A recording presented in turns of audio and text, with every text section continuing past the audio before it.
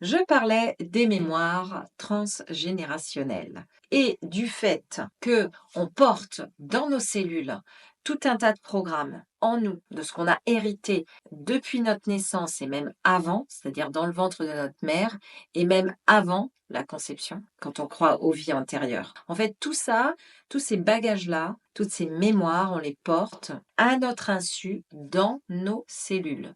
Donc, comment ça fonctionne?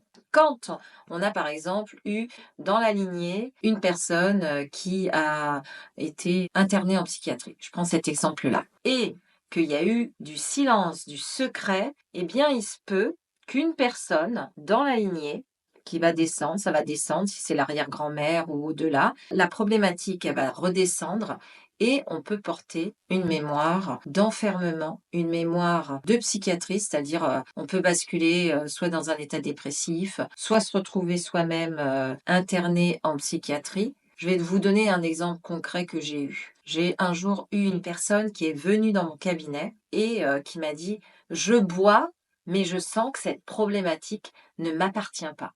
Et en fait, en travaillant avec elle, ce qui est apparu, c'est qu'elle avait un aïeul, donc dans sa lignée transgénérationnelle, qui avait déserté l'armée à l'époque et qui s'en était voulu d'avoir déserté l'armée et qui s'était mis à boire et qui avait sombré dans l'alcoolisme. Et en fait, elle arrêtait pas de me dire: «Mais je sens que ça m'appartient pas, comment je fais pour me libérer de ça?»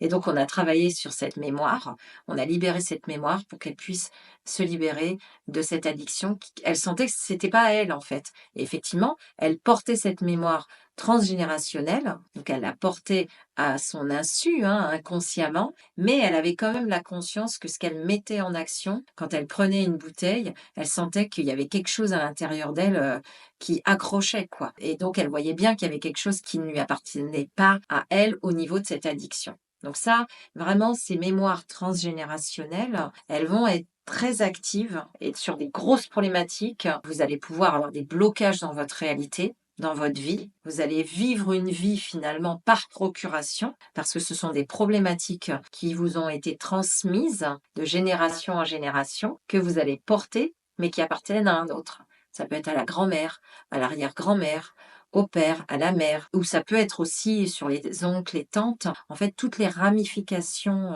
transgénérationnelles vont avoir des incidences énergétiques et réelles dans votre vie d'aujourd'hui. Donc c'est important de pouvoir repérer déjà si vous avez des comportements récurrents.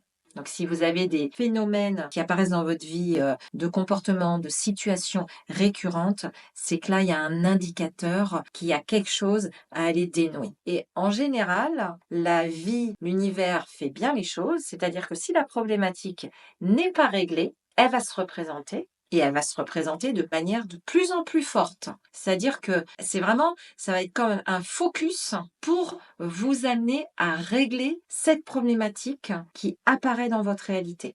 Donc, elle peut apparaître au démarrage sur une petite situation, et puis au fil du temps, si la problématique est toujours à l'intérieur et non réglée, ça va devenir des grosses situations et des grosses situations et ainsi de suite. Et au bout d'un moment, ça va être un truc énorme, comme sur un écran de cinéma, pour que vous puissiez voir vraiment ce qu'il y a à régler en vous. Et donc, c'est un cadeau que l'univers vous fait à ce moment-là. Donc, je vous invite vraiment à observer dans votre réalité ce qui bloque ou ce qui arrive sur un écran géant de cinéma que vous ne pouvez pas rater pour le coup.